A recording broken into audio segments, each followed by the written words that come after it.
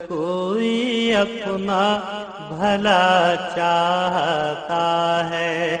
اسے چاہے جس کو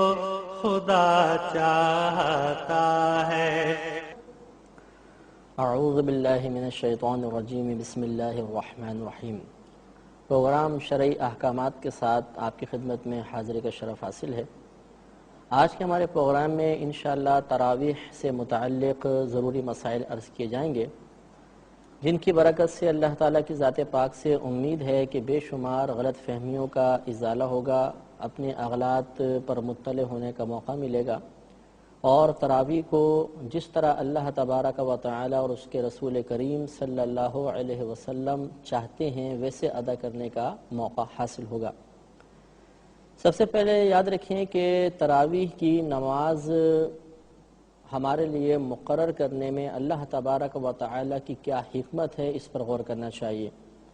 اللہ تبارک و تعالی نے قرآن عظیم میں ارشاد فرمایا، یا ایہا الذین آمنوا کتب علیکم الصیام کما کتب علی الذین من قبلکم لعلکم تتقون، کہ ایمان والو تم پر روزے اسی طرح فرض کیے گئے جیسے تم سے پہلی قوموں پر روزے فرض کیے گئے تھے تاکہ تم پرہیزگار ہو جاؤ۔ تو رمضان کے روزوں کی فرضیت اللہ تعالیٰ نے ہم پر ثابت فرمانے کے ساتھ ساتھ اس کا فائدہ بھی بیان کیا کہ اس سے پرہیزگاری حاصل ہوتی ہے۔ پرہیزگاری اسی وقت انسان کو حاصل ہوگی جب انسان کا نفس مغلوب ہوگا، اور نفس کی مثال بزرگان دین نے ایک سرکش گھوڑے کی طرح دی ہے کہ اگر گھوڑا قابو میں نہ آ رہا ہو تو دو چیزوں سے قابو میں آتا ہے، ایک یہ کہ اس کو بھوکا رکھا جائے، اور دوسرا اس پر کوئی بھاری بوجھ لاد دیا جائے، وزن رکھ دیا جائے، تو آہستہ آہستہ اپنی سرکشی بھول جاتا ہے۔ تو اللہ تبارک و تعالی نے روزوں کی فرضیت کا فائدہ پرہیزگاری کا حصول بیان فرمایا ہے، اور پرہیزگاری اسی وقت حاصل ہوگی جب نفس مغلوب ہوگا، اور نفس کی مثال چونکہ سرکش گھوڑے کی طرح ہے، اور سرکش گھوڑا دو چیزوں سے قابو میں آتا ہے، اسی طریقے سے نفس بھی انہی دو چیزوں سے قابو میں آئے گا، ایک یہ کہ اس کو بھوکا رکھا جائے، اور دوسرا اس پر بھاری عبادات کا بوجھ لاد دیا جائے۔ تو آپ روزوں میں دیکھیں یہی حکمت آپ کو نظر آئے گی کہ ایک تو ہمیں صبح سے شام تک بھوکا پیاسا رہنے کا حکم دیا گیا، اور دوسرا افطار کر لینے کے بعد ہم پر بھاری عبادت کا ایک بوجھ رکھ دیا گیا، تاکہ ان دونوں چیزوں کی وجہ سے ہمارا نفس مغلوب ہو جائے، اور رمضان گزر جانے کے بعد آئندہ سالوں میں، آئندہ اوقات میں نفس ہمیں گناہ کی طرف مائل نہ کر سکے۔ لہذا جو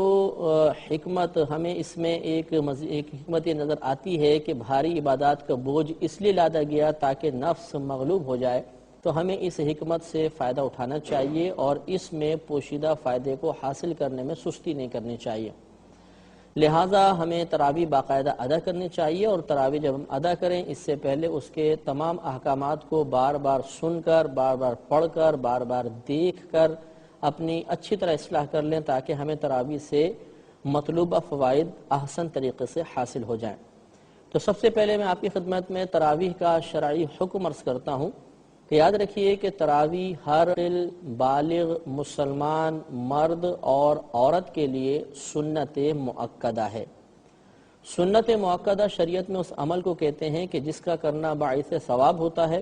اور اس کا ایک دو بار چھوڑ دینا برا، اور چھوڑنے کی عادت بنا لینے کی بنا پر انسان گناہگار ہوگا۔ لہذا تراویح جس طرح مردوں کے لیے سنت مؤکدہ ہے، ایسے ہی خواتین کے لیے سنت مؤکدہ ہے۔ اس سے ہماری وہ مسلمان بہنیں درس حاصل کریں جو یہ سمجھتی ہیں کہ شاید تراویح مردوں کی جماعت ہے، عورتوں کا اس سے کوئی تعلق نہیں۔ یہ غلط بات ہے۔ جس طرح مردوں کے لیے تراویح سنت مؤکدہ ہے، ایسے ہی خواتین کے لیے بھی سنت مؤکدہ ہے۔ اگر بہنیں نہیں پڑھیں گی تو گناہگار ہوں گی۔ اس میں یہ بات بھی یاد رکھیے کہ تراویح پورے رمضان کی ہر رات میں 20 رکعت پڑھنا سنت مؤکدہ ہوتا ہے۔ لہذا ایسا نہیں ہے کہ ہم ایک دو راتیں پڑھ لیں، دو تین راتیں پڑھ لیں اور پھر چھوڑ دیں، اس سے بھی ہم گناہگار ہوں گے۔ پورے رمضان کی 20 راتوں میں 30 راتیں 29 راتیں جتنی بنے، اور 20 رکعت تراویح ہمیں ادا کرنی ہوگی۔ مردوں کے لیے بھی لازم ہے، اور یہ عورتوں کے لیے بھی ضروری ہے۔ تراویح کی 20 رکعت میں کبھی کبھار شبہ پیدا ہو جاتا ہے کہ کیا نبی کریم صلی اللہ علیہ وسلم نے یہ ادا بھی کی تھیں یا نہیں کی تھیں، اور کیا صحابہ کرام کا اس پر عمل رہا تھا یا نہیں رہا تھا۔ تو یاد رکھیں کہ نبی کریم صلی اللہ علیہ وسلم کا معمول اس بارے میں مختلف تھا۔ مصنف ابن ابی شیبہ نے یہ ایک روایت نقل کی ہے، حضرت ابن عباس رضی اللہ تعالی عنہ سے روایت ہے، وہ کہتے ہیں کہ نبی کریم صلی اللہ علیہ وسلم رمضان میں 20 رکعت تراویح ادا کیا کرتے تھے۔ تو اس سے یہ معلوم ہوتا ہے کہ 20 رکعتیں بھی آپ نے ادا فرمائی ہیں، اور سیدہ عائشہ صدیقہ رضی اللہ تعالی عنہا کی اس روایت سے خاص طور پر شبہ پڑتا ہے کہ کسی نے آپ سے پوچھا کہ نبی کریم صلی اللہ علیہ وسلم رمضان میں کتنی رکعتیں نماز پڑھتے تھے، تو آپ نے ارشاد فرمایا کہ ما کان رسول اللہ صلی اللہ علیہ وسلم یزید فی رمضان وفی غیرہ 11 رکعات، کہ نبی کریم صلی اللہ علیہ وسلم رمضان میں اور اس کے علاوہ 11 رکعتوں سے زیادہ نہیں پڑھتے تھے۔ تو اس سے بعض لوگوں نے استدلال یہ کیا کہ شاید 3 رکعت وتر اور 8 رکعت تراویح ہوتی تھی، نبی کریم رمضان میں 8 رکعت تراویح پڑھتے تھے۔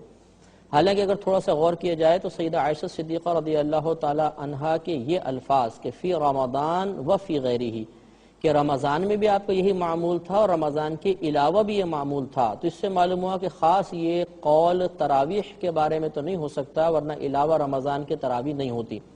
لہذا اس میں شارحین نے یہ فرمایا کہ یہ دراصل تہجد کے بارے میں ہے کہ نبی کریم صلی اللہ علیہ وسلم رات میں اٹھ کر 8 رکعت تہجد پڑھتے تھے اور 3 رکعت وتر ادا کرتے تھے۔ اس طرح 11 رکعتوں کا بیان سیدہ عائشہ نے فرمایا، اور یہ رمضان میں بھی آپ کا روٹین رہا،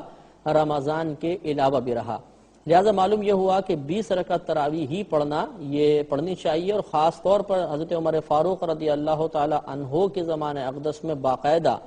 20 رکعت تراویح جماعت کے ساتھ ہوا کرتی تھی، جس پر ایک چھوٹی سی دلیل جو انشاءاللہ دلچسپی کا باعث بھی ہوگی کہ اگر آپ قرآن پاک کے رکوع کی تعداد دیکھیں گے تو وہ 540 ہے۔ یہ عین جو لکھا ہوتا ہے سپاروں میں آپ نے دیکھا ہوگا، یہ رکوع ہوتا ہے، یہ اس مقام پہ لکھا گیا ہے جہاں صحابہ کرام تراویح میں رکوع کیا کرتے تھے۔ تو 27ویں شب کو پورا قرآن ختم ہوتا تھا، تو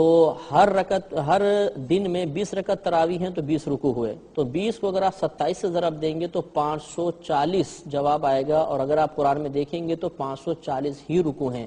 اس سے معلوم ہوا کہ صحابہ کرام علیہم رضوان 20 رکعت تراویح ادا کرتے تھے اور 27ویں شب میں قرآن ختم کرتے تھے، تو ہر